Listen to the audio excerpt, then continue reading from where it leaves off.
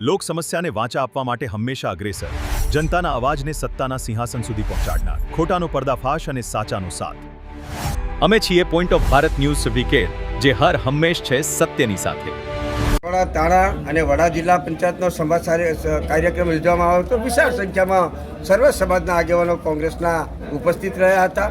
આજે કાંકરેજ તાલુકાની અંદર શિહોરી જિલ્લા પંચાયત અને ખીમાણા જિલ્લા પંચાયત બંને જિલ્લા પંચાયતનો સંવાદ કાર્યક્રમ યોજવામાં આવ્યો હતો.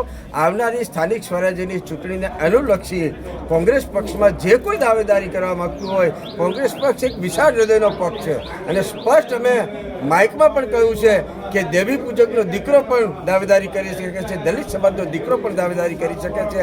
અને આવનારા સમયમાં તાલુકા જિલ્લા પંચાયતની જે ચૂંટણીઓ આવી રહી છે, ચૂંટણીની અંદર ઓગળ અને કાંકરેજ બંને તાલુકામાં તાલુકા પંચાયત અને જિલ્લા પંચાયતમાં કોંગ્રેસના ધ્વજ લહેરાશે એવો સંપૂર્ણ મને વિશ્વાસ